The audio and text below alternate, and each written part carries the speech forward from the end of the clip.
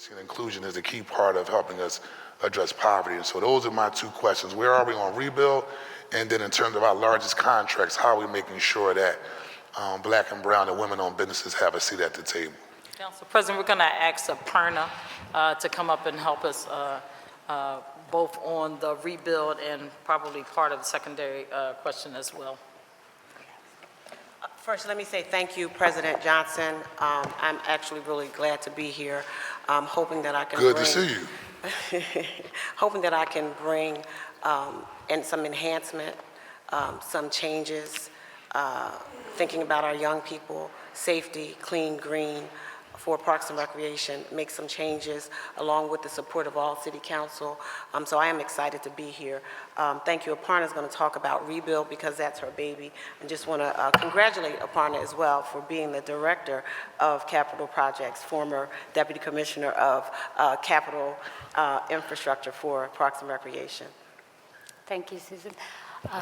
Aparna Palantino, Capital Projects Office Director. Council President, I'd like to break your question into two parts. So with regards to capital projects, we have been able to exceed the ranges that were established by the Office of Economic Opportunity on all of our requirements contracts.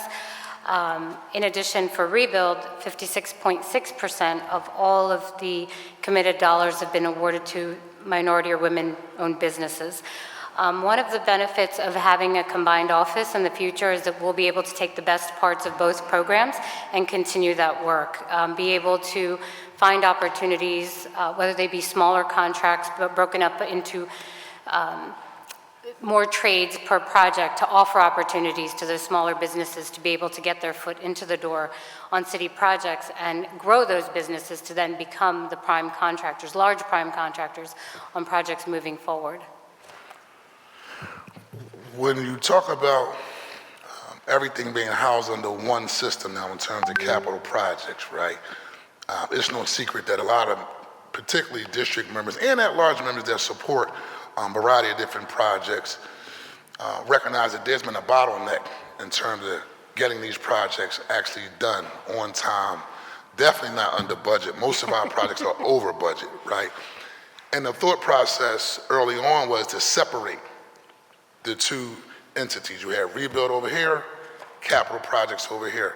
Now that it's combined, just reassure us that we will have more efficient and effective process moving forward, because we were under the impression that the first model was the model to go by putting the multi-million-dollar huge projects in one area to work on versus the smaller projects that we have in our districts in another area. So just give us an overview of what your vision is moving forward to get our projects moving.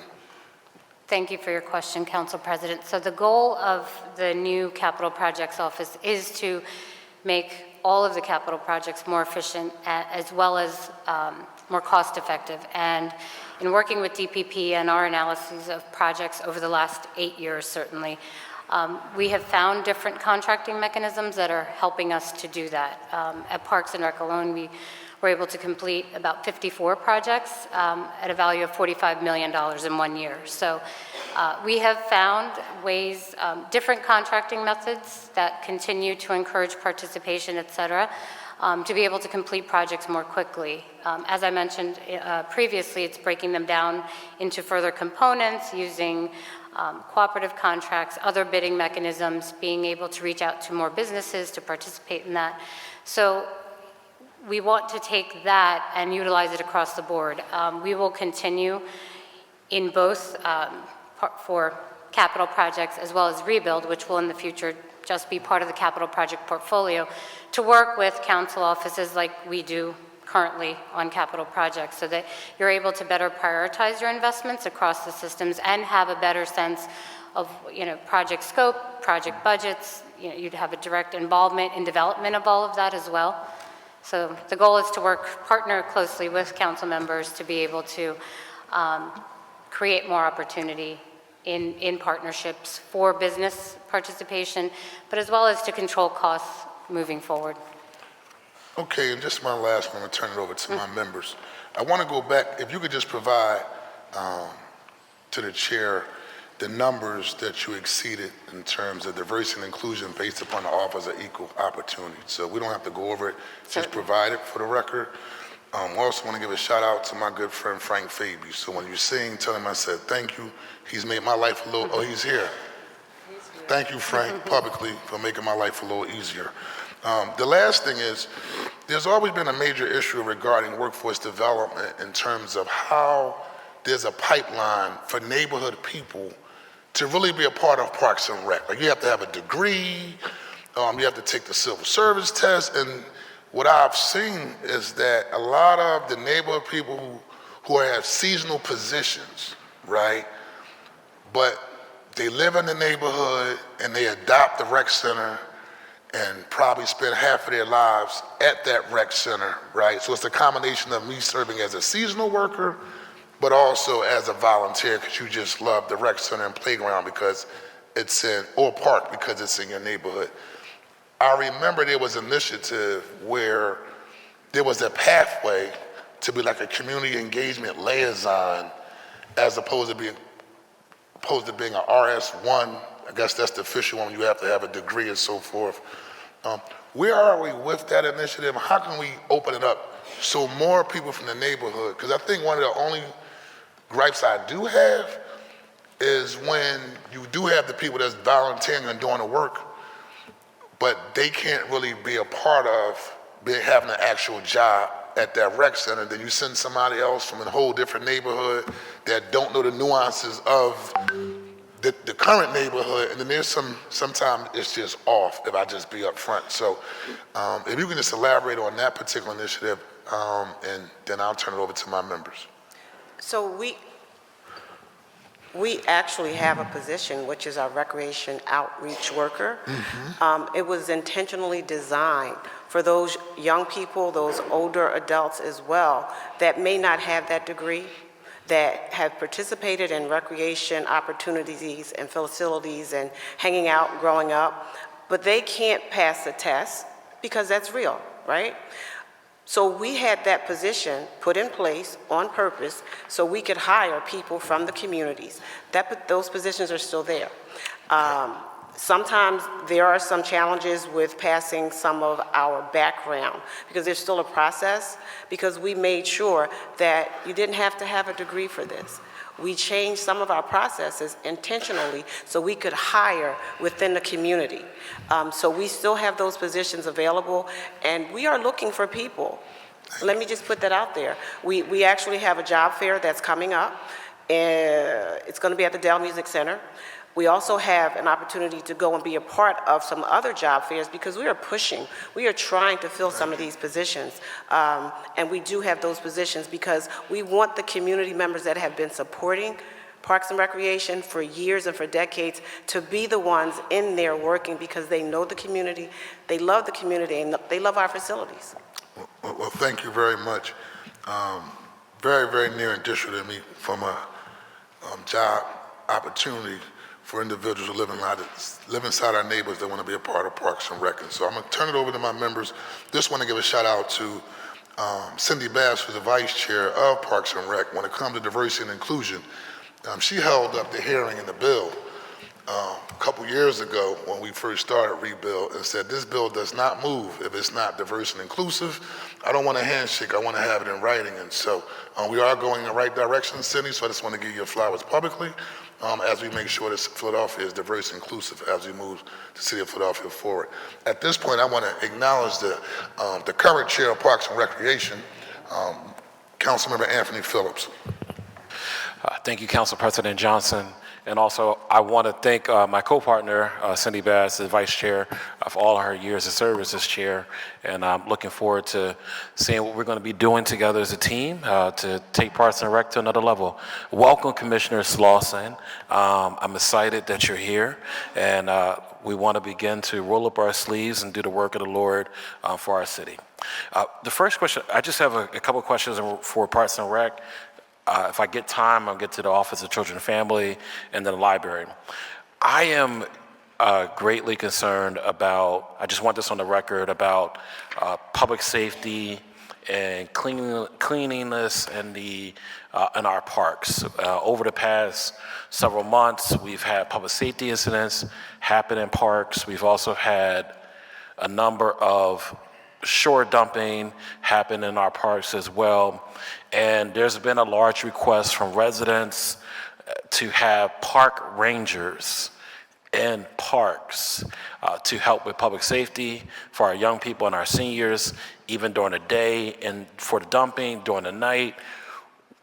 Is there anywhere in the budget that talks about how we can increase the number of park rangers in our parks, and what would that look like in order for us to make that work so we can extend public safety and illegal dumping to get rid of that as well?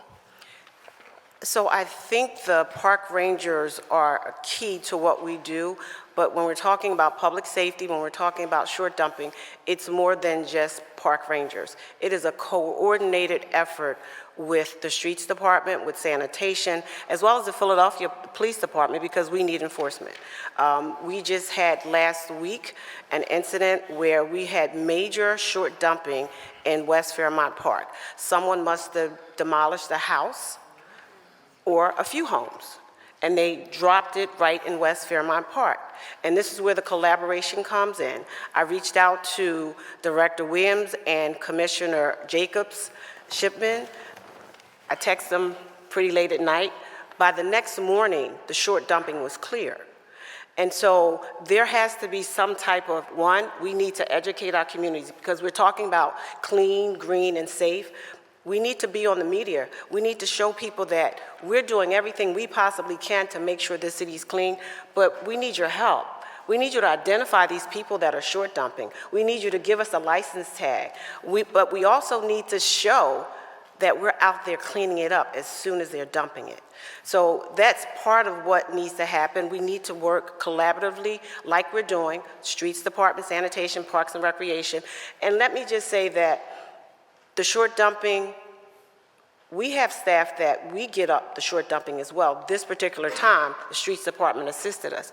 That pulls us away from our everyday work. It pulls on our resources. And so education, some kind of media, and enforcement, and it has to be a collaborative effort. And so the park rangers can be out there, they can write tickets, but it is difficult because our people go through trash trying to identify who dumps. But if you're cleaning out a house, you have wood, you have toilets, you have sinks, you don't have anything that identifies that particular person that is actually dumped. We are working, and we do have opportunities now where we're talking about putting additional cameras, and Frank just talked about solar cameras, right? But you also have to pay for the poles for those solar cameras to go on. So there's some things that we're already in the works talking about. The rangers can come, we can lock gates. That's the other thing. You know, our rangers, we lock gates at a certain time, we open them at a certain time, but we also need our community members to be our eyes and our ears to make sure this happens. And just a quick follow-up, what some of the residents have mentioned is that they just sometimes want the rangers to be present during the day or even during the evenings when they're sitting out there hanging out, just for like a sense of comfort and a sense of peace. And that's why it was brought up. So we could continue to talk about that, but I just quick follow-up, if we could, I love what you just said about the process to do cleanups and so forth for our parks, but if you can get it was something that we can convey to neighbors, whereas can we have a written process to kind of like, if there's illegal dumping happens, if I can say, here's the steps and protocols to go to, just to make sure that you get that, taken care of, right? So are you talking about something for the community where they know the process of reporting? Yes. This whole, Yes, can definitely that come way up we with can that. hand that off to them. Okay, All right. thank you.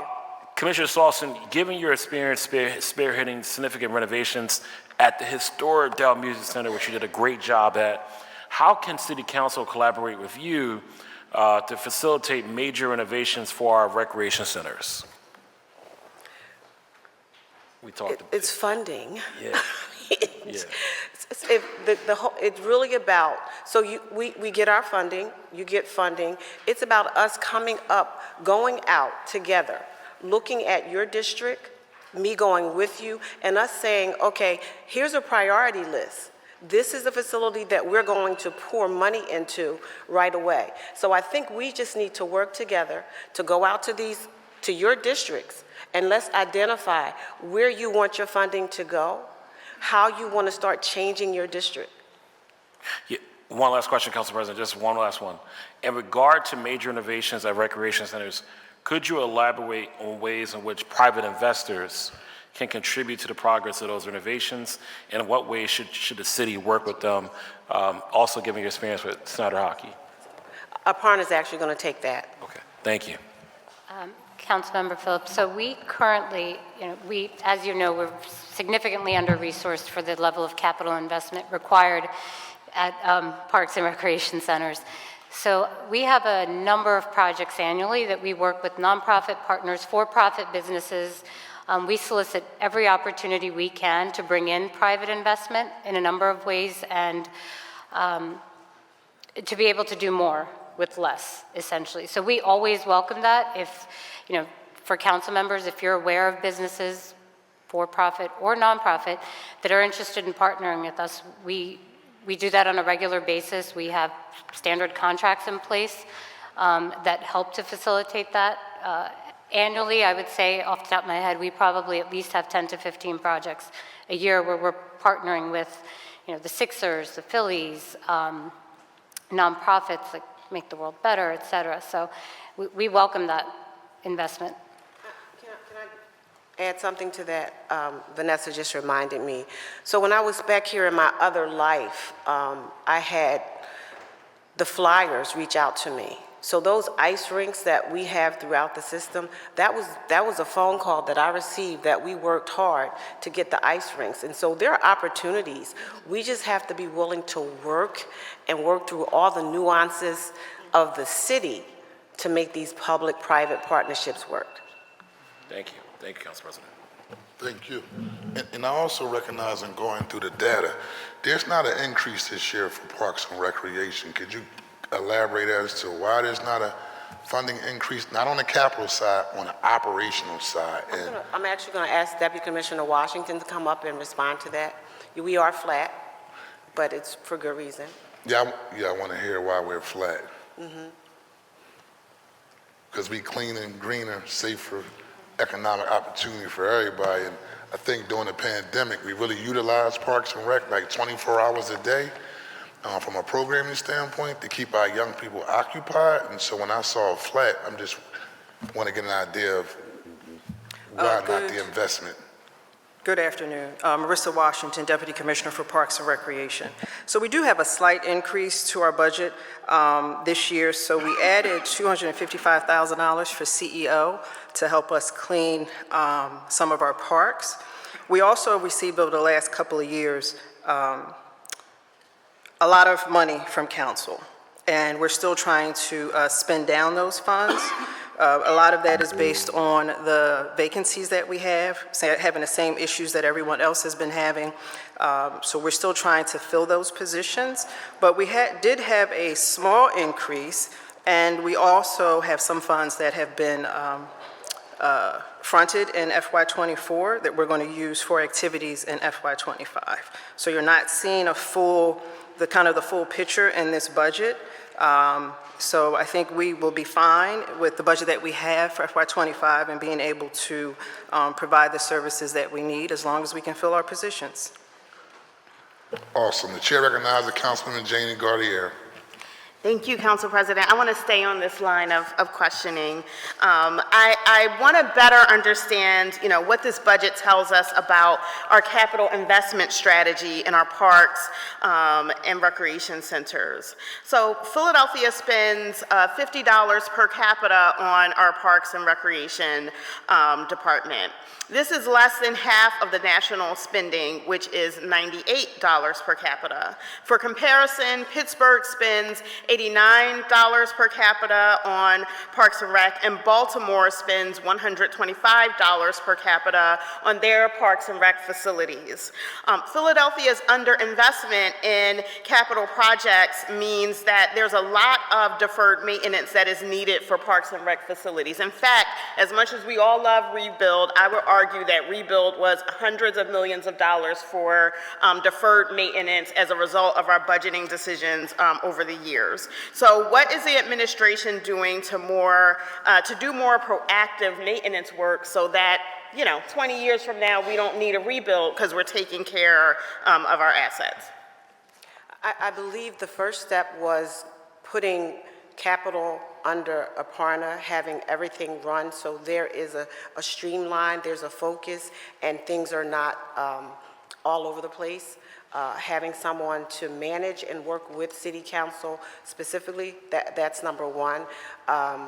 The other piece is us, Parks and Recreation, working along with City Council members and helping to direct your funding in our facilities where we know the most work needs to be done. If there was an opportunity to get additional funding, we would love to be along the line of Baltimore, New York, and have that type of funding to do the work in our facilities. When I came years ago, there was a project, there was a survey done, and it talked about how much, that's over 15 years ago, how much it would really cost to upgrade parks, recreation facilities, not parks, just recreation facilities. Over 15 years ago, that was up $400-some-odd million. And so we're looking to get additional funding in order for us to not just maintain, but to enhance our facilities. Yeah. We can't continue to provide the kind of services in our facilities if we're talking about clean, green, safe, economic opportunities. Like you, I'm a grandmom now, so I want to take my young people to a rec center, but I want it to be a recreation center that looks wonderful. And so we have to invest in our facilities in order for us to look like a New York or a Baltimore or some of those other facilities. We fully agree. I would encourage us to really take a look at that capital line for Parks and Recreation so that we have what we need every year so that we don't need a rebuild. And I can tell you, I spend my ITEF money. Councilmember Jones, I think, has a deficit because he spends his ITEF money, right? So we are putting that money out, but it's not enough for the capital needs of our facilities. Earlier this year, Parks and Rec was forced to leave millions in RACP grant money on the table because we did not have enough grant writing capacity on our staff. So I want to hear about whether the budget includes a grant writer to allow Parks and Rec to maximize the amount of state, federal, and local dollars going to, our Parks and Rec centers to help with these capital challenges. And are there other challenges that Parks and Rec has faced in executing capital projects, and how can council support you in removing those barriers? So I can speak to the grant writer. That's one of my top 3 priorities, is that there's a lot of capital money out there from the state, from the federal government, but we don't have the capacity right now to pull down on that funding because we don't have a grant manager. And so that's on my list for us to hire, and it is in our budget to have a grant manager. So that will be happening again. We'll be able to put in for those RACP grants and federal grants. Yeah, that's really important. If the state has, state has billions of dollars that we don't have, and we're leaving money on the table that we need just because we don't have grant writing capacity, which, I would argue if we pay a grant writer, I'm not sure what the going salary is, $70K, $80K, whatever it is, it's going to be a high return on investment if we're able to pull that state money in for the capital projects that we need. I have some questions about the Juvenile Justice Services Center that I will come back and ask later. We're going to rock and roll. It's going to be a long day. Thanks for the appropriations hearing, but we're good. We can keep this thing moving. That's how we get business done. Do just want to note for the record, the capital program or the next 5-year program is actually decreased each year. And so just something for you and your team to review in terms of how you're having conversations with the administration. But capital investment, Parks and Rec actually decreases over the next couple of years in the 5-year plan. And just wanted to note that for the record, unless somebody want to address it now. So the decrease is strictly related to the move of capital programs from Parks and Recreation to the capital Aparna's department. Okay. So it's a shift in It's a funding shift. from one to another. Yes. Okay. So we'll still see significant investment as we Absolutely. move forward, following the line of questioning of Councilmember Jamie Gauthier. Jamie Gauthier, recognized. Somebody just clarify the number so that we're clear, right? We know that the money is moving under, Aparna's management, but we just want to be able to compare the number for this proposed budget to what other years have looked like. Do you want to answer that now, or do you want to provide that to the chair? We'll provide it in writing to the chair to make sure that we're giving you the totally accurate amount, but I will say that it, as Commissioner Slawson said, it aligns with at least 15 positions that are moving to the Capital Project Office, as well as a few other things, but I'll return it to the President in writing, so that you'll have it exactly. Okay, thank you. The chair now recognizes Councilmember Jim Harity. Thank you, Council President. Thank you, everyone, for being here.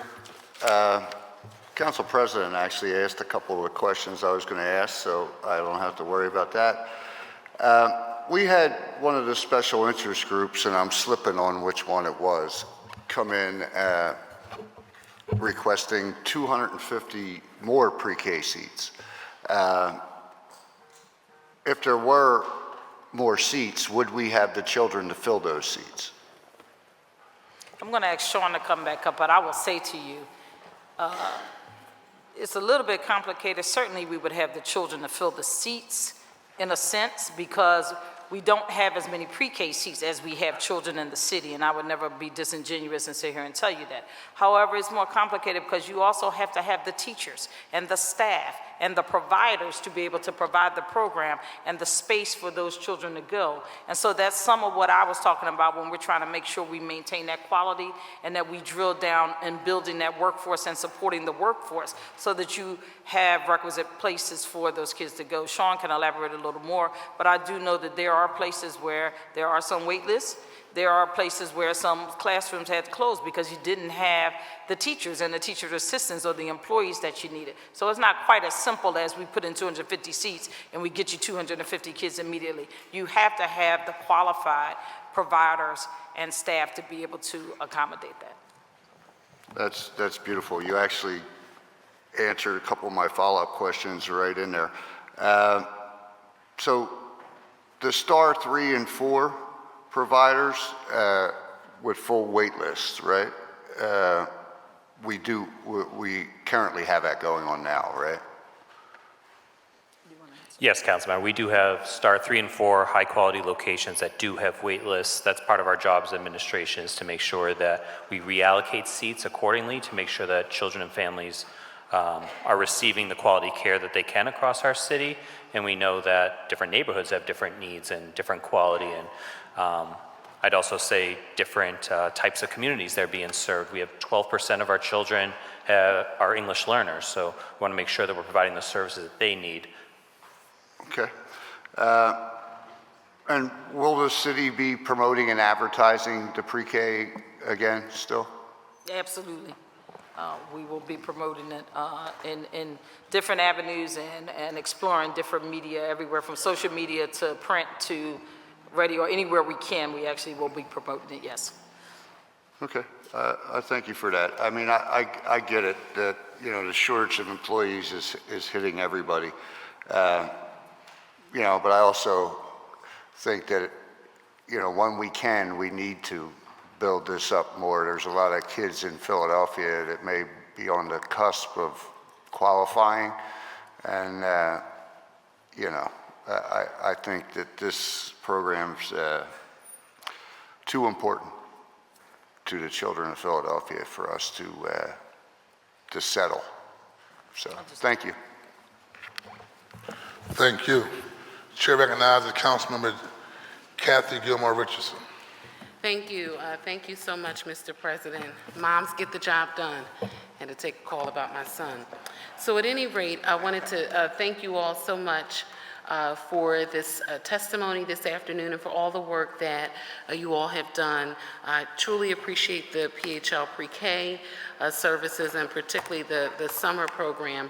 I wanted to just ask a really quick question about that relative to how we are ensuring that we're focusing directly on reading during the summer. I know for the summer camp, it's typically, I think it's in the morning, 9 to 12, you have the instruction period, and then 12 to 5, they have the sort of recreation activity, arts and crafts, or whatever they're doing for that particular day.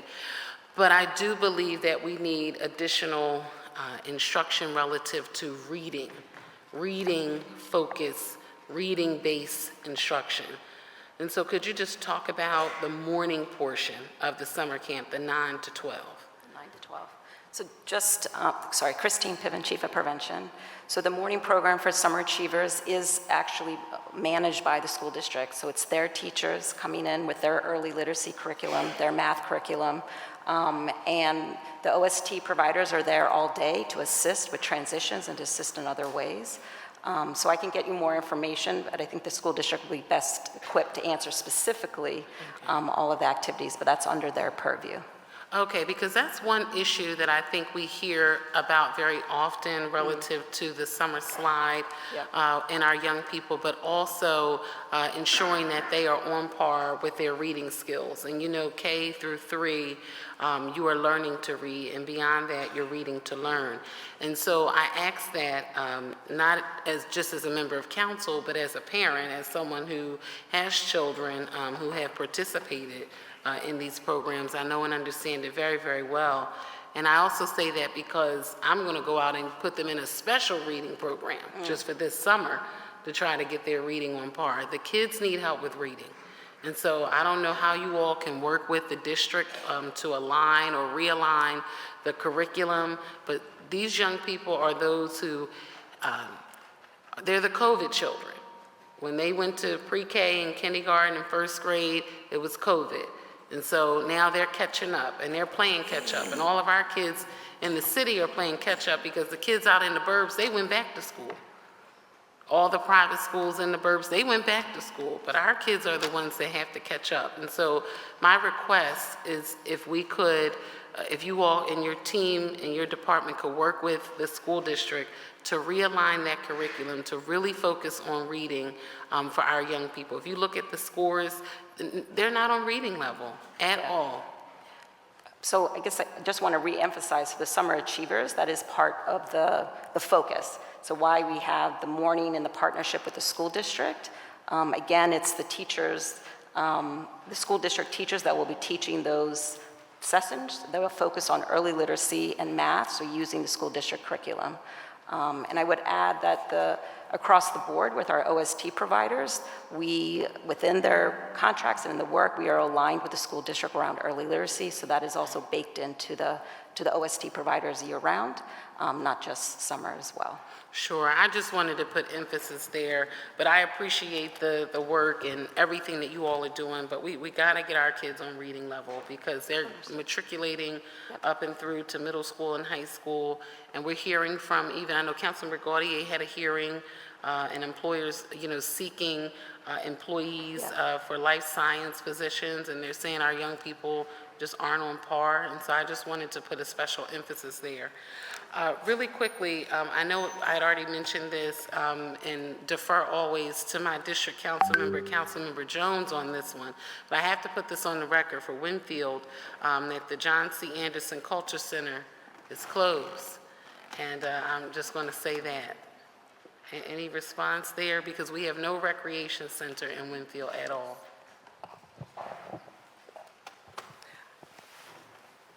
Yes, thank you. The center closed on, and I'm sure you know, on January the 8th, and it was an abrupt closing, unfortunately, because there was a pipe that burst, and we just did not have time to notify the community that we were going to close, but we did move the programs to the park side recreation facility. And there's a cost. And so if we want to talk about that offline, we can have that conversation to get the facility up and running and open again. Okay. Thank you. I heard the bell, and I will honor the clock and come back on the next round. Thank you, Mr. President. Thank you. The chair recognizes Councilmember Cindy Bell. The chair recognizes Councilmember Quetcy Lozada. And I just have one question for PP&R.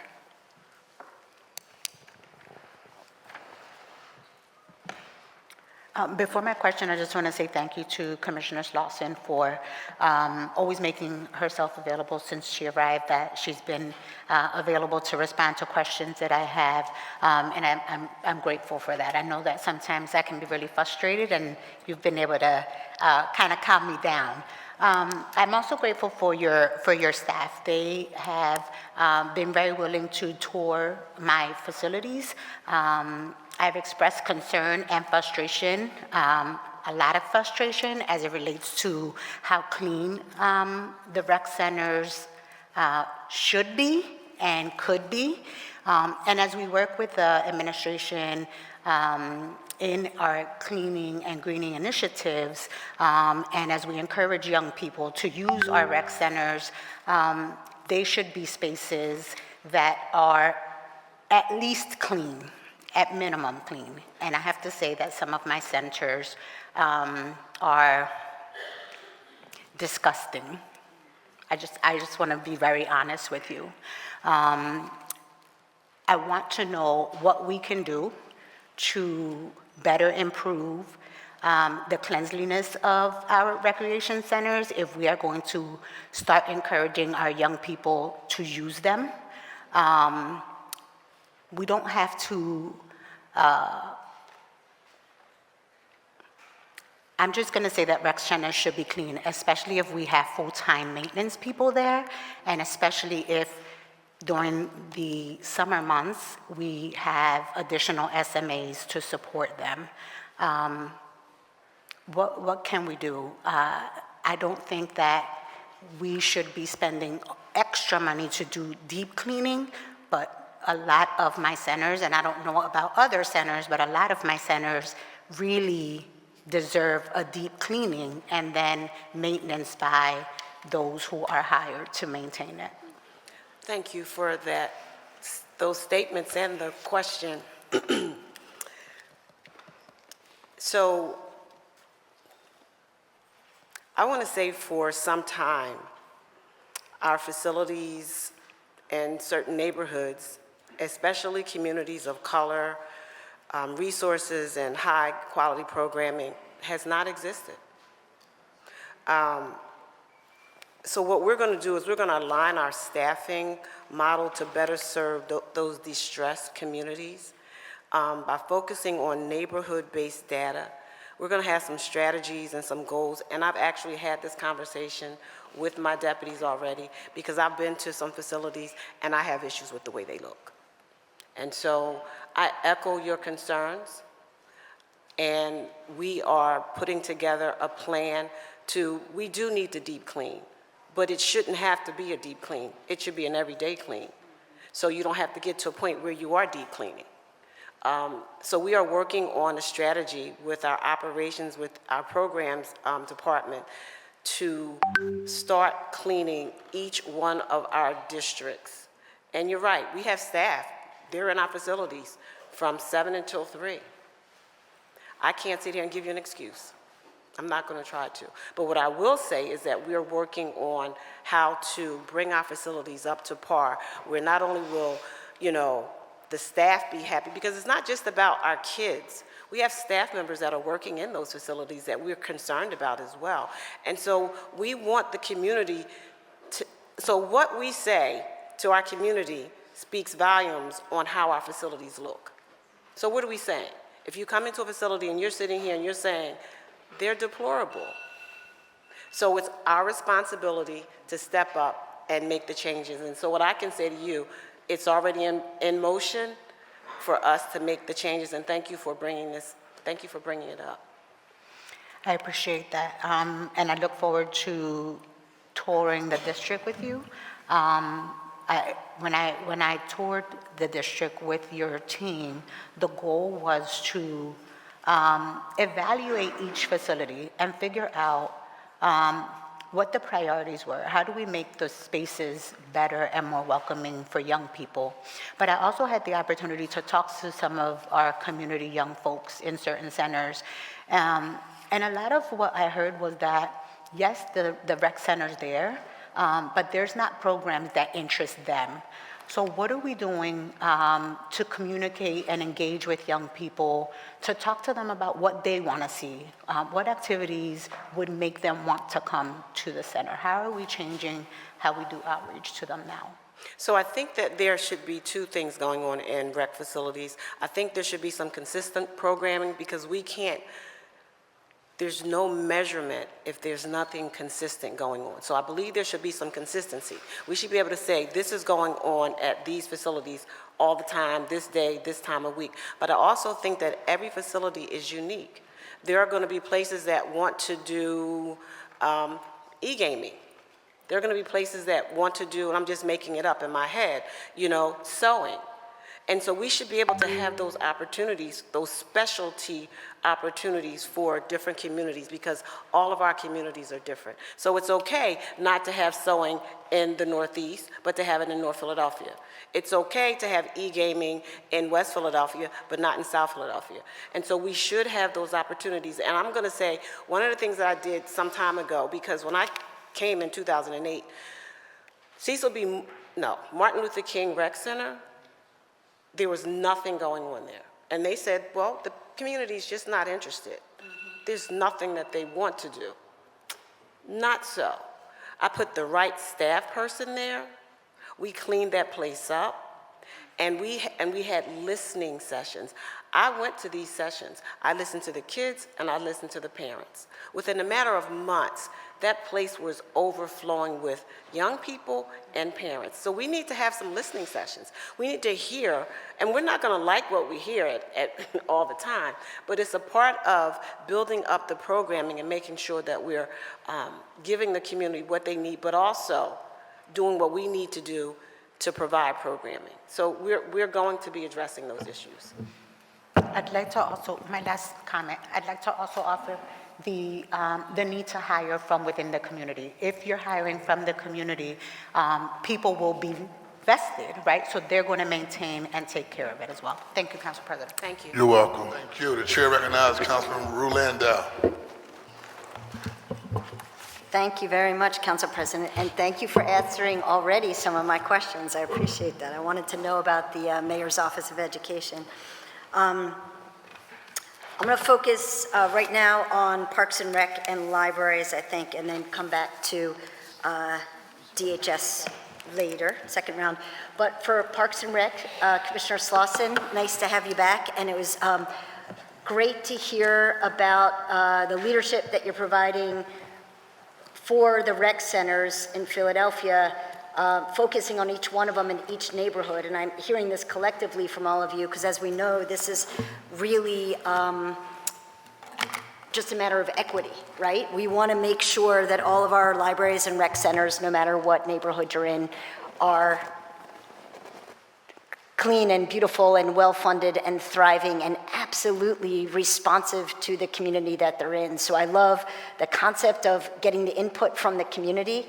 And I've been around the city for a long time too, to see that sometimes programming is based around the expertise of the supervisor there or the leaders in the rec center versus the community, and then they move around to get other jobs and there's vacancies. So I think I like it from the bottom up.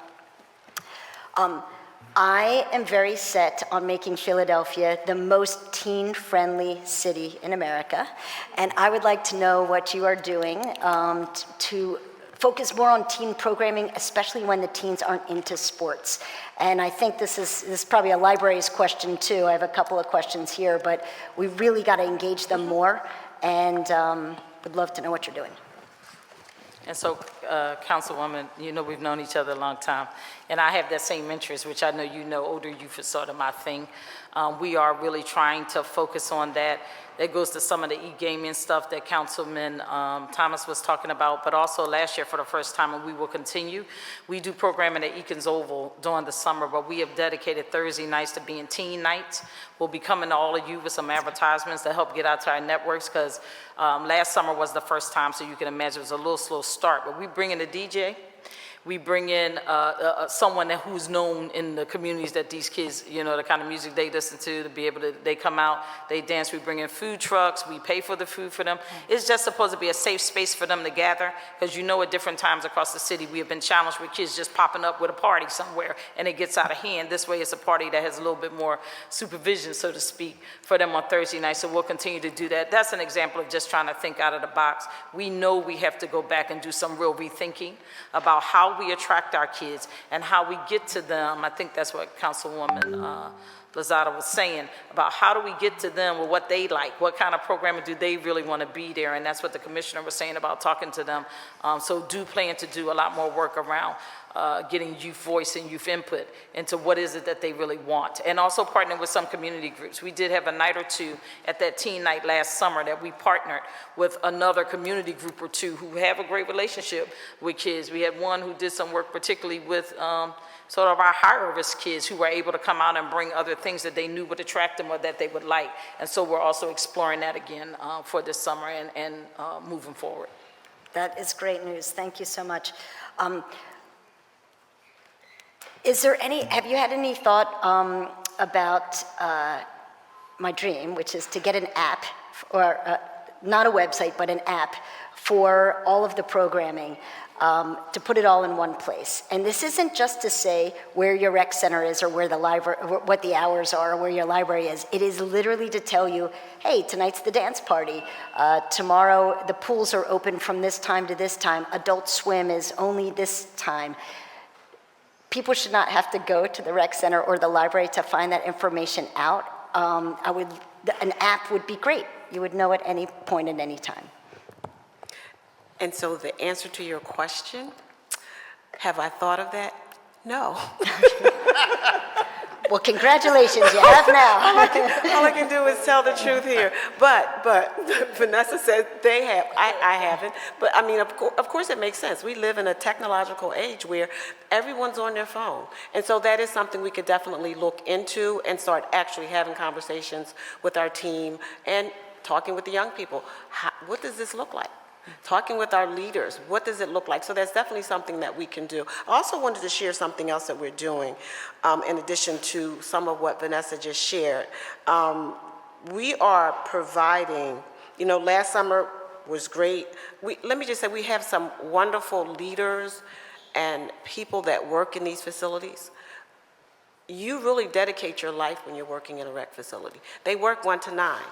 If you have children, if they're not coming to the rec center, except for the summer months, you're kind of missing out. So I just want to give kudos to those people that are running those facilities, that are giving up their time day after day, year after year. I just want to thank the staff and the teams for what they've been doing. And most of them have been doing this for decades. So I just want to publicly say thank you to them. So we provided last summer some initial projects, right? So this year, this summer, we have this project to reduce the cycle of violence. One of the things is, I wish he was here, Councilmember Jones gave me a document, and it was called The Blueprint for a Safer Philadelphia. And I had an opportunity to read it, and one of the things in this blueprint, it suggested that you have access to parks and recreation. That's one of the things they say that helps deal with the crime and the violence.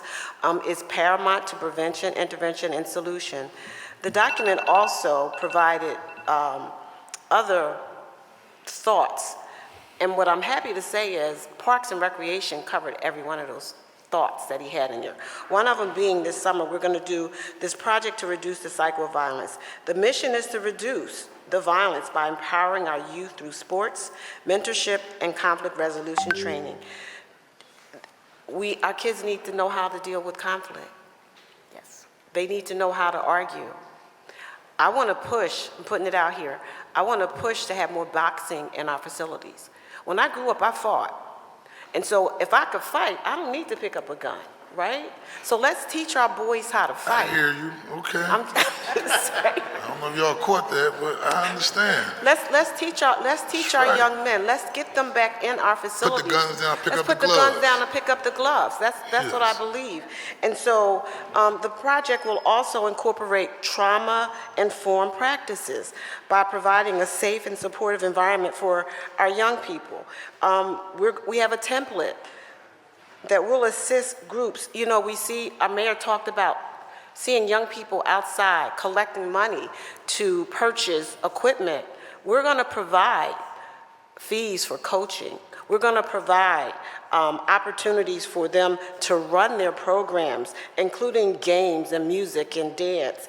Esports, we're going to provide opportunity for additional esports. One of the deputy commissioner just mentioned to me back there 2 months ago, we had a huge esports gaming city event at Venice Island. So we are doing esports. We just have to do it a little more at our facilities. And so those are some of the things that we're going to do this summer in addition to what we've always been doing. The chair recognizes Councilmember Kendra Brooks. Morning, good afternoon now, I guess. My next group of questions is for the Parks and Rec and how it connects to community services and city services as well. And the advocates have been calling for full staffing and an increase of $25 million. And I heard you say that, you know, you're doing some spending down. It was some hiring things that were happening. So my question is, let me go back. And then even Council President pointed out how we can have more community members be able to have access to hiring. So I was just wondering, what is the plan to fully staff the centers, and how will that happen if we're flat funded? I understand you have some spend down happening. So when the hiring happens, do we plan to still increase the programming in libraries across the city? In the rec facilities? In the rec centers, I'm sorry, back to the rec centers. Okay, Deputy Commissioner Washington is coming up to address that.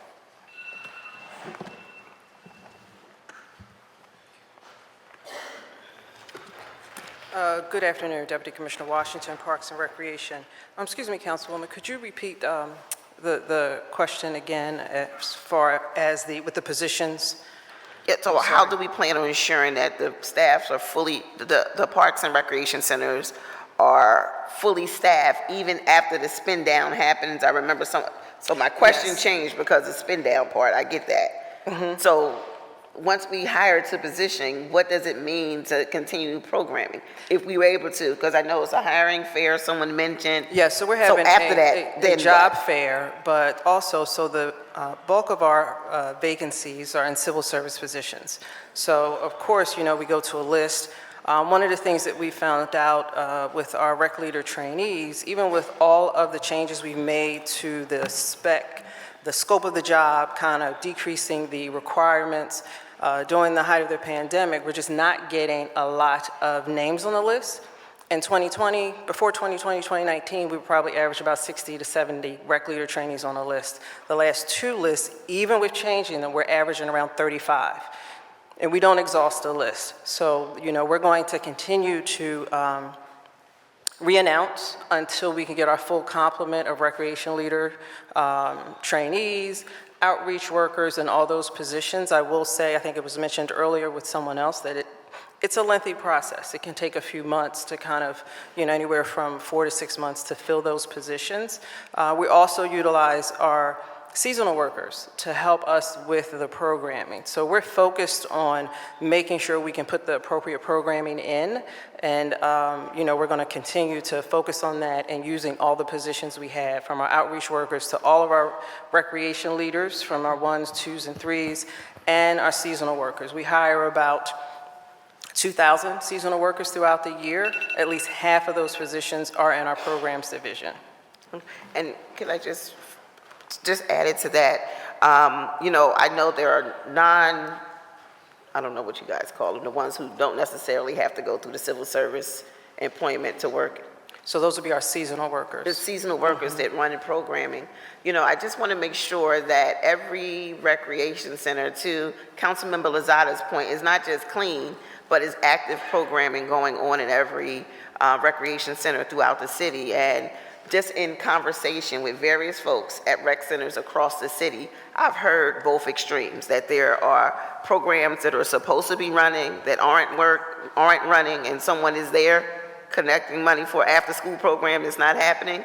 And then on the opposite end, that there are parents in more affluent areas that send their children to out-of-school time programs that there's a fee and no one's there to collect the fees. So I just want to make sure that we're as efficient as possible, because that's a problem with programming. If in some neighborhoods it's supposed to be happening, we're paying someone and they're not doing their job around recruitment, to other areas where parents are willing and able to make a contribution that can help money go much further. How can we make sure we're tackling this in every community so, you know, parks and recreation centers are thriving around our city? Absolutely, and this is probably something for Commissioner Slawson to answer, but I'm going to try my best to answer it. One of the things that she did mention was about having those listening sessions and going out and talking. She's been in this role for about 30 days now, so she already has plans to go out and visit centers. There are going to be some changes that we're going to make with expectations for folks. So she has some really big ideas and wanting to change some of the things to make sure that there is equity across the board, because we recognize that there is not. And there has to be some accountability from the top down. And I think she recognizes that and has a plan kind of once we get past these budget hearings, which was a lot for her, coming back in. So we're going to go out, we're going to be visiting together, talking to not just rec leaders, but also our seasonal workers and community folks to really find out what is it that you need and you want, and start to put some policies and procedures in place to hold folks accountable. Thank you, that's time, but we're going to do a second round as well. So we started a little later today for a good cause, but we're going to do a second round. But I just want to also just note, right, when I highlight what Councilmember Brooks was just talking about, the critical importance of the programming component, and you know, I always use myself in terms of my lived experience. I'm a kid who used to attend Shoe Playground, free summer program. My nana used to drop me and my sister off, lunch, swimming, all throughout the day, and it's free. And then now it's, 50 years later? Oh, sheesh. But we still, this is a really key point. When you're raising a family in our neighborhoods, right, we choose not to go to Lower Marion. We can. We choose not to go to Bucks County. We can, right, but we choose to stay in Point Breeze, where I'm born and raised, and carrying on the legacy with my two young boys now. But we go to Wharton Square Park for free tennis. We go to FDR Park for the brand new free Ann Verna playground. We go to Marion Anderson for the free Monarchs baseball team. And so that programming is so critical for families that have high amenities in the neighborhoods in which they're raising their families. And so we're going to double down our efforts and be supportive of you, because a lot of times as parents, we make that decision to stay or leave based upon what's available for our children in terms of where we live. And the truth of the matter is, something I experienced as a young man, is that we shouldn't have to leave our neighborhood. I shouldn't have to leave Point Breeze to go to Markwood, which was called Taney a long time ago, to enjoy ourselves. I should be able to still enjoy myself at high amenities, wherever it's at Barry Playground, Guerin, right? And so just want to reiterate, the programming component is so critical, important. With that being said, the chair recognizes Councilmember Nicolas O'Rourke, and also for the record, we have Councilmember Driscoll, who's present for the record. Thank you, Council President. And first set of questions is for Parks and Rec, and blessings to you, Commissioner Slawson. I wanted to highlight some of the lesser discussed components of your work, like the urban agriculture plan and the tree plan. The urban agriculture plan is particularly powerful and important to our office, and I think we have a lot of potential to do something truly transformative with it. I wanted to ask, could you detail your vision for implementing the agricultural plan? What's your process for bringing those recommendations to life? I'm going to ask Erica Smith, who oversees that, who has this program really down to a T, and she can give you all the details, to come up. Thank you. And respond.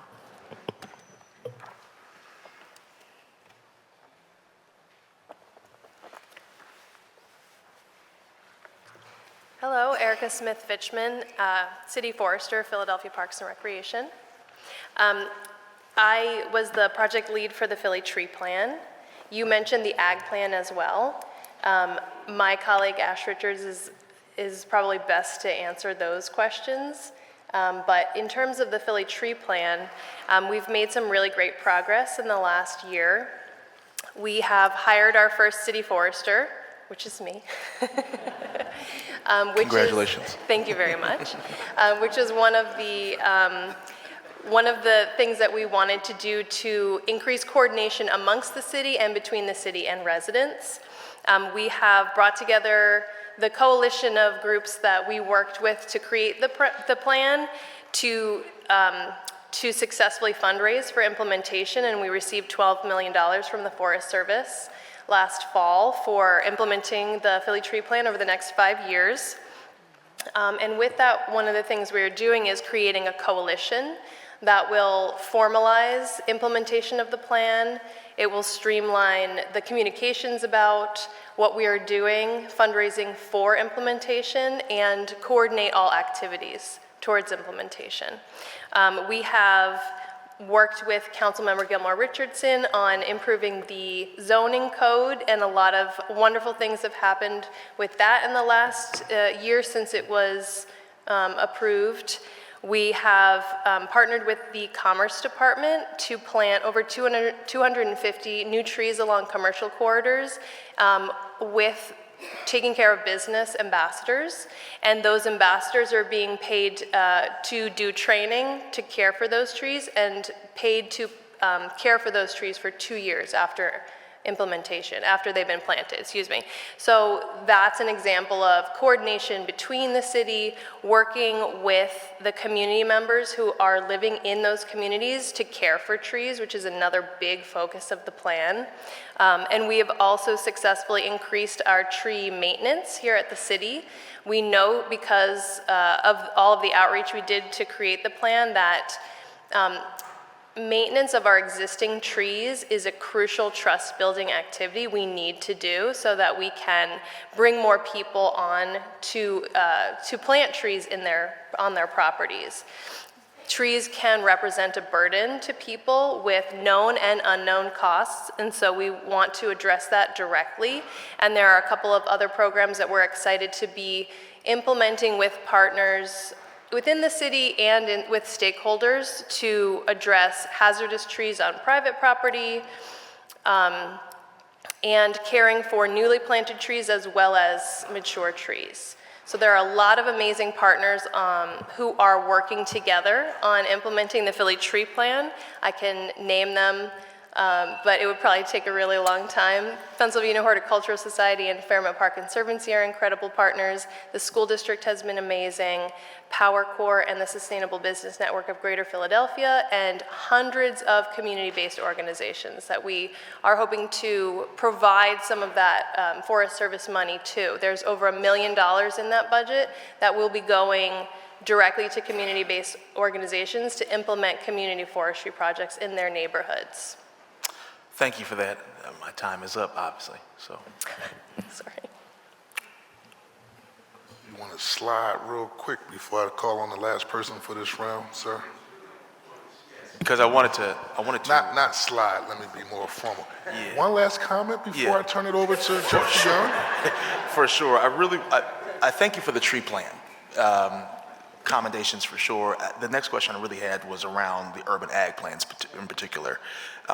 As folks are finding that it's difficult to hold on to land to be able to do their work. And so I wanted to ask more about that. Maybe I can get on the next round or what have you, if you're unable to speak to that at all. I think I would defer to either the commissioner or maybe our deputy commissioner, the director of the capital projects, for answer on the ag plan. Not sure. No. So Councilman, our specialist on the urban ag plan is not here. Understood. Would rather give you a really direct and exact answer, so perhaps we could submit it in writing to you. That'll work. That'll work. And we'll work with your office to get the exact question, and then we'll also make sure that you have a copy of the plan, and whatever your specific questions are, we lay out answers for them. Fabulous. Thank you, and thank you for your grace. Is he available in the afternoon, or he's just not available for the full day? Just wanted to ask that for the record, because we're not finished.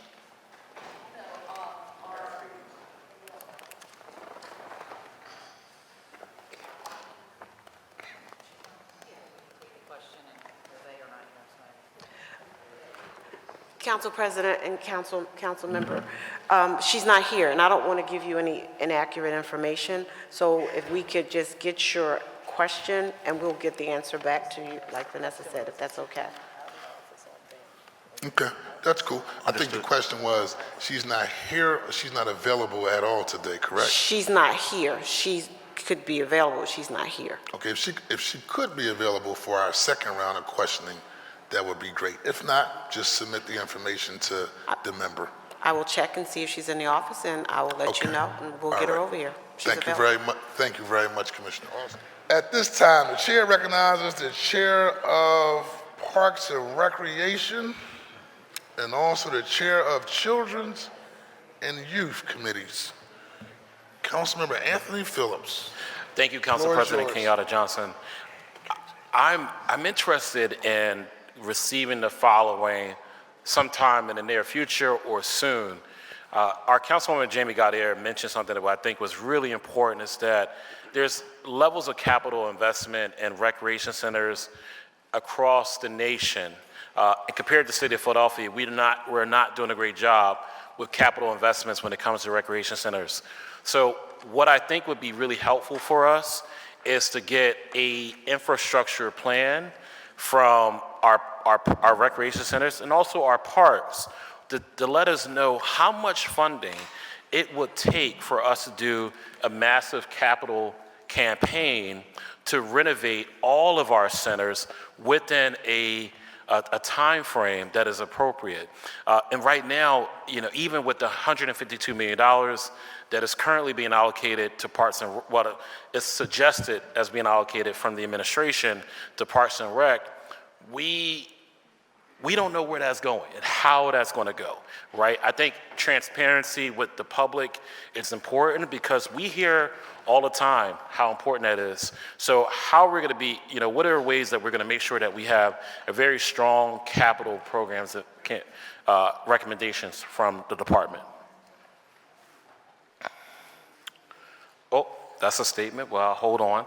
And also, while you're thinking of that, how will the department fill the increasing numbers of vacancies for Recreation Leader 1 positions, considering that the budgeted positions for the feeder class Recreation Leader trainees are significantly lower than the current vacancies? So thank you for that, Councilman. We're going to have our Deputy Commissioner, Marissa Washington, come up.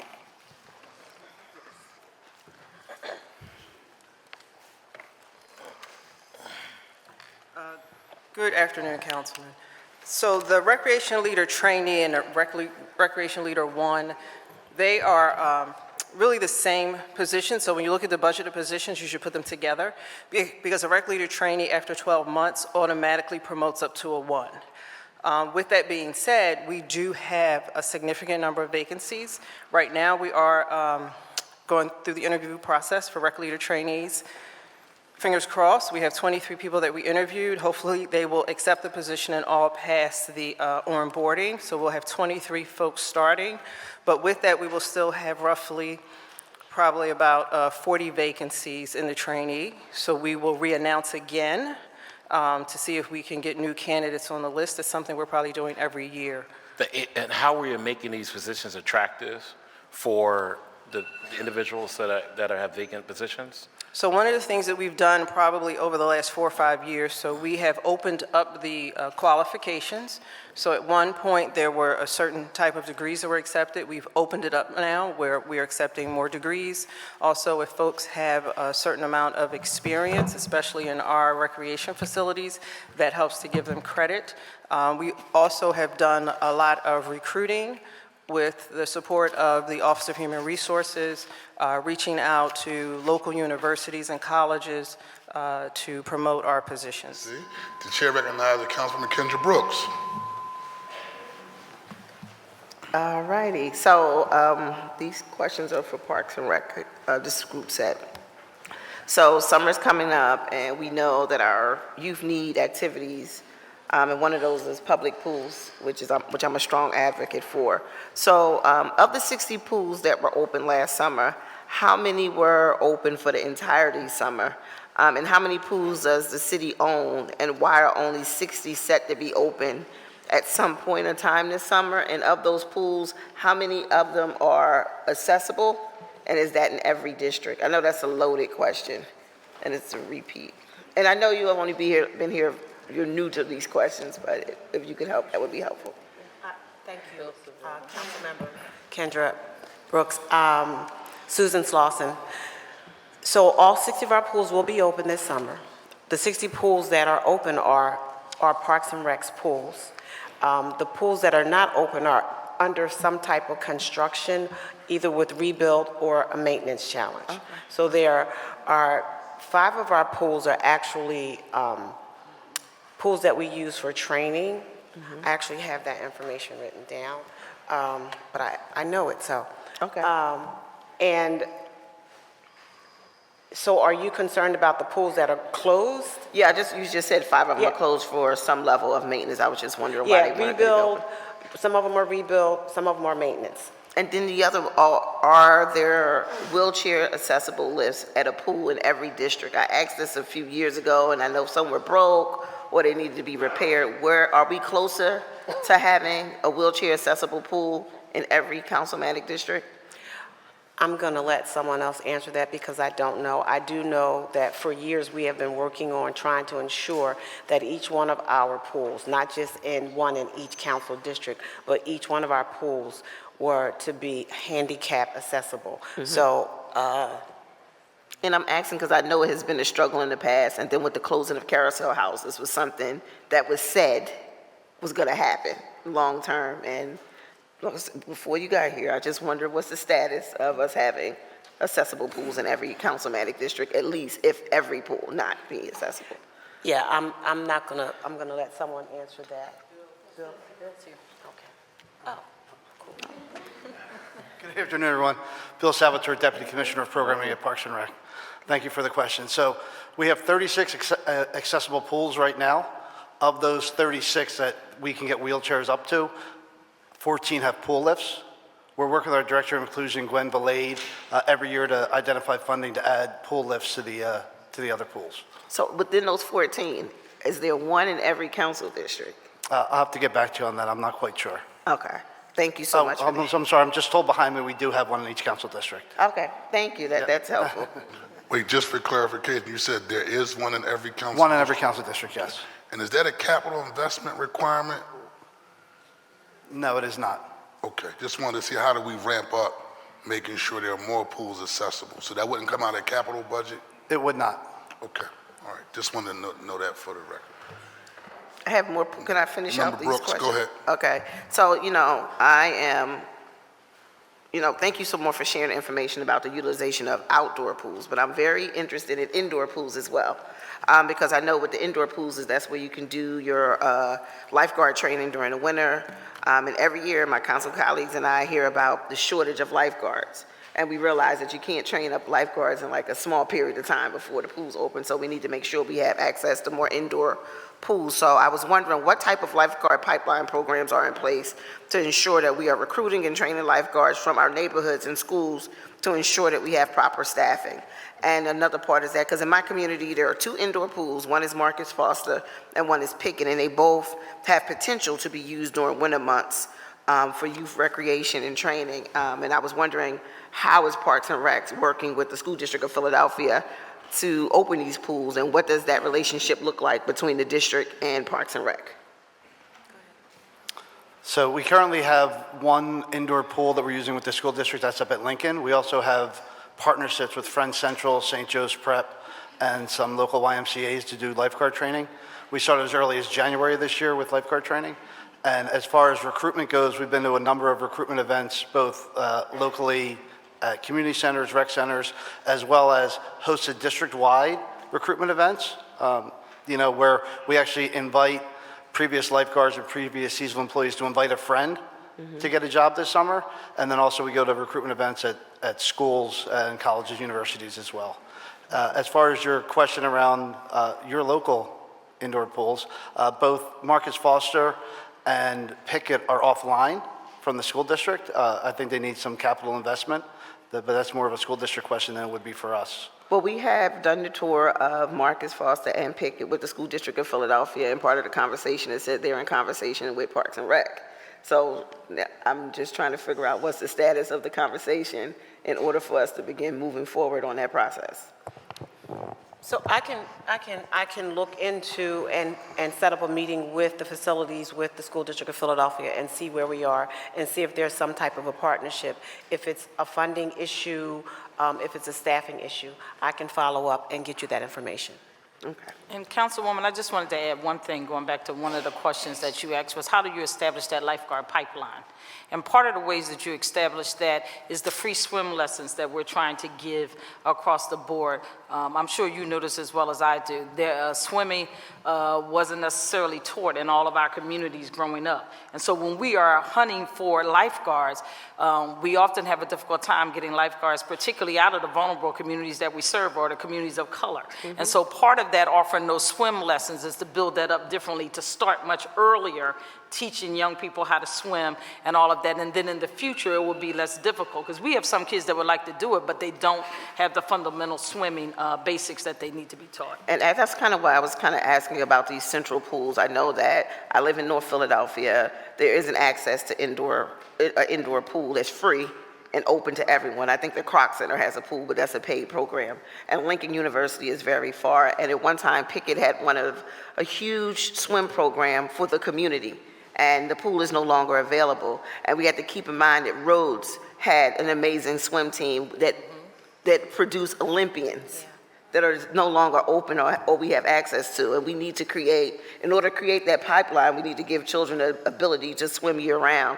And they can't do so if the closest pool for them to use is in Northeast Philadelphia. So that's why this push is so big to me as a person that was not allowed to swim. So I cannot swim, but I know the importance of pools, and I think it's something that we should expose all young people to, because it's a life-changing experience. Absolutely, I agree with you wholeheartedly. So we'll explore with the school district what the situation is with both Pickett and Marcus Foster. Thank you so much. Thank you. The chair recognizes Councilmember Nina Ahmad. Thank you, Council President. I'm not going to ask anything of Parks and Recs, but I wanted to just do a shout out for our commissioner here. I had a constituent request, and her office and she herself was very speedy, and the constituent is very happy. So I thank you so much for that. The chair recognizes Councilmember Nicolas O'Rourke. Thank you, Council President. And I am not sure if Ash Richards made it down.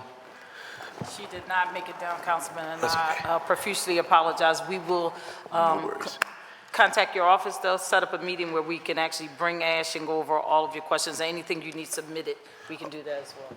It may still be possible, though. Just to quickly follow up on the question about the urban agriculture plan, and thanks again for the tree plan report. That was incredible, by the way. So, Councilman, the commissioner is also telling me that we're going to bring up the Deputy Commissioner, Sue Buck, who may be able to answer some of your questions just for today. There may be more cursory questions. Thank you very much. Yes, it was just this one question around the urban agriculture plan and the lack of land security for urban farms and community gardens. Just want to better understand what Parks and Recreation would need to help provide permanent land security for the gardens and farms in Philadelphia. Good afternoon, Sue Buck, Deputy Commissioner of Operations. Good afternoon. As was stated earlier, the Urban Ag Director, couldn't be here today. I will try my best to answer your questions. There is the Neighborhood Garden Trust. It's a sister organization to PHS, and they have the ability to access land and acquire land and provide it for gardening groups. But if the question is how would the city acquire land rather than going to the land bank? What do you need so that way you can hold on to it? That's been some of the complaints, is that, one of the Yeah, I would biggest- say Yeah. that for the city to acquire the land would be one question. I don't think that Parks and Recreation has the ability to acquire the land and maintain it. Okay. We'll submit kind of more clarifying questions to the piece, and thank you so much for that. Yes, I apologize, Ash couldn't be No here. worries at all, no worries at all. Thank you. The chair recognizes Councilmember Cindy Bass. Welcome back. I want to defer back to Councilman Cindy Bass because she was in the middle of her line of questioning before I went to Councilman Jamie Gauthier. But at least the inquiry, I know we don't have no problem working and asking questions, and so report that. It's okay. It was a lightning round, right? So a couple other questions. Parks and Recreation.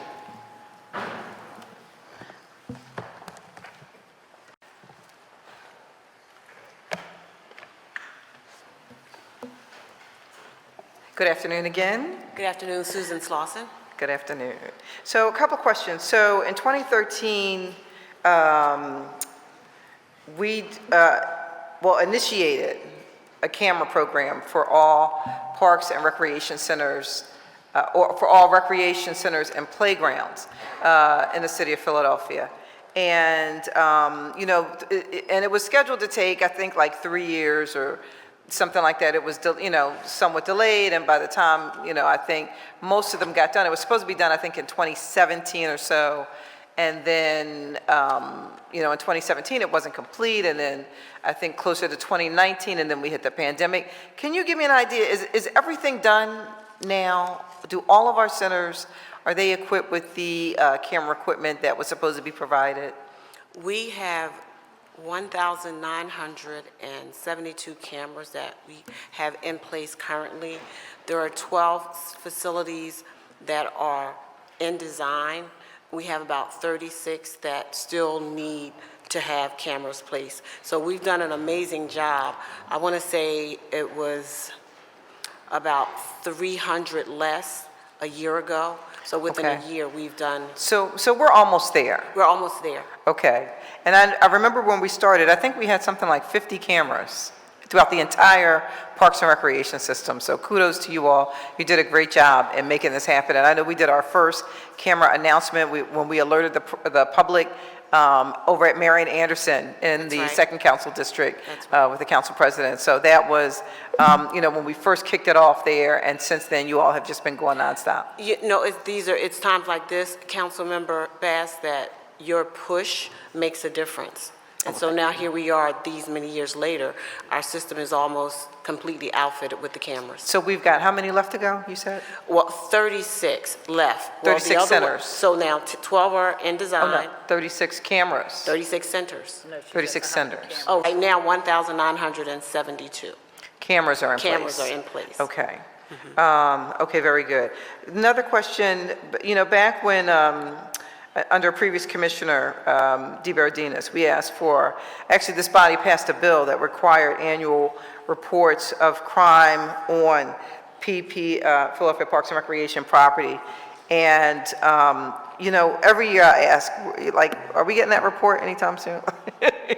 Because as a district member, it helps us as we allocate money through ITEF dollars to try to figure out where do I need to put my ITEF dollars. Like if I know that there's a rec center that's a problem, that things are happening, that they need more attention, they need more improvements, we need to, more lights, let's flood it with lights if we're having, problems over there, more cameras. Maybe we don't have enough cameras, more security measures, things of that nature, more programming. But we don't know if we don't know what's happening and where it's happening in our districts. So I'm pretty sure you probably don't have that report, but I'm going to ask if you could produce it, sometime in the near future and get it to council maybe by the end of this budget cycle. That's a great question, and I've met with Adam Gear, and so we are working together And just as the coordination, I'm also just working with the police department. So I don't think that'll be a difficult ask for us to get the information to let you know what's going on in your particular districts. Parks and Recreation has a great relationship with the police, Yes. even prior to me and when I wasn't here. So we'll be able to get you that information. Thank you so much. I think as a district member, it's important. Two more questions really quickly. One is around Ready to Swim, which was a program that our office authored and presented to the previous commissioner and asked, if they would fund it. Ready to Swim was a program that was pretty much guaranteed to ensure that any kid that wanted to learn how to swim would learn how to swim. And so we would provide quality instruction, training, swimwear, the whole nine. And so the give back on that was that we were hopeful that some of those young people would be able, like the older ones, would be able to be lifeguards in the summer because as you know, we end up closing our swimming pools in August. And it's still very, very hot in August, but we close them because the young people who are the lifeguards have to go back to college. And so that has been our talent pool for a very long time, but it really doesn't work with what the needs of the city are. So we authored this program, Ready to Swim. We were told that there wasn't any funding, and I think in the last budget cycle, the previous commissioner said, oh yeah, we did that. But they, didn't let us know, but is it still happening? It's called something different though under. It is. I'm actually going to ask Bill to come up because we are doing something to ensure that we're trying to teach our young people how to swim. And I'm not sure if you're aware of the initiatives that started last year where we're paying an additional $1,000 to those, whether young, middle-aged, or old, if you're willing to come on and be a lifeguard. If you sign up and you complete a certain part of the process by April 15th, you get an additional $1,000. And it goes a little further. If you don't make the April 15th cutoff date, you still have May 15th, and you get an additional $500. And this is an incentive because we're trying to do everything we can to not only get the lifeguards, but to get them in a timely manner so all of our facilities can open. But Bill, if you could speak to... Absolutely. Bill Salvatore, once again, Deputy Commissioner, Parks and Rec. Hey, Bill. So to respond to your question, I'm not quite sure of the program that you're speaking of, Councilmember, but we did expand our Swim for Life camps this summer. That's it. Yes. To an additional 3 sites. We did get an additional grant from the Red Cross to expand our swim lessons. We mandated swim lessons in all our summer camps. So even if you don't have a pool at your summer camp, we will bus those campers from that summer camp to the nearest pool for swim lessons. And we also added adult swim lessons outside of normal swim hours. So at select sites, adults can get swim lessons after 7 o'clock. Okay, that sounds like the same, I just want to make sure it's still going. Yep. Like people are learning how to swim, and that hopefully we'll be able to expand our talent pool so that we don't have to close our pool so early. And one last thing, speaking of swimming, I do want to ask about, because I was absent for the conversation about pools in my district, particularly Marcus Foster and Pickett Pool. And I wanted to just briefly, if you could, recap the conversation, because I've been working on this for a long time, so I feel some kind of way that, I'm not in the room when we're talking about it, because we've been working and working and working to get these pools up and running and open. And we know that PPR doesn't really want them in their inventory, at least that's what we were told. So if that's not accurate, feel free to let me know. But I know right now it's school district property. At one point they were operated by, well, at least Pickett was operated by Parks and Recreation. At one point, they both were. At one point. So if you can speak to that, Bill. Yeah, so years ago when I was in the field, yes, we did use Pickett and Foster for lifeguard training. In our last conversation with the school district, and this is information that we just got today from Councilmember Kendra Brooks, that the school district is interested in talking about Foster and Pickett. We were told they were out of service. So I think we need to go back and have a conversation with the school district to find out how we can partner to perhaps get them open like we are doing at Sayre. Well, we've been having conversations with the school district, and it hasn't been as productive as we would have hoped. We're going to continue to have conversations. I know that there are folks who feel like, oh, it should go, listen, a school district doesn't want them anymore. We want to give them the Parks and Recreation. Parks and Recreation doesn't have the dollars to be able to properly maintain the pools and bring the pools online. And, we're looking at every possible alternative because it matters less to me in terms of who's actually the main operator, and more important that it's a resource that's open and available to the community. So I just wanted to just go on record on that, because it's easy to, when folks start rah-rah-rahing around a particular issue, to jump in front of the parade. But you really have to be, mindful and knowledgeable, and have to have been at the table with the conversations to really know what's been happening all along. So I just wanted to thank you for that. Thank you, and if you are interested in us being a part of those conversations, I'd be willing to be a part of those conversations. Absolutely. Thank you so much. So I'm going to do this because we do have two departments who have been waiting patiently. And so these four departments can be available for callback. And I know there was another event going on that kind of prevented members to come just a little bit later, but for the sake of us continually to move this process forward, we're going to wrap up this round, but also offer the members who I do see want to have follow-up questions and so forth. Either we call you back for official part of the next part of the hearing, so they can still get their questions on the record, and then we'll go from there. And so, and then also on this particular topic as well, hopefully the key parties can kind of get all on the same page so we can figure out how we move this process forward. And I'm going to defer to Commissioner Susan Slawson, as well as yourself, Vanessa, to kind of facilitate that process. So we all be straight moving forward, though. And so with that being said, and I done said lightning round around 2-3 times, and so we're wrapping this particular session up. And with that being said, I'm going to call, first of all, thank all of you for your testimony. I want to thank Gary Williams, give him a shout out, as well as Mike Scott and his team.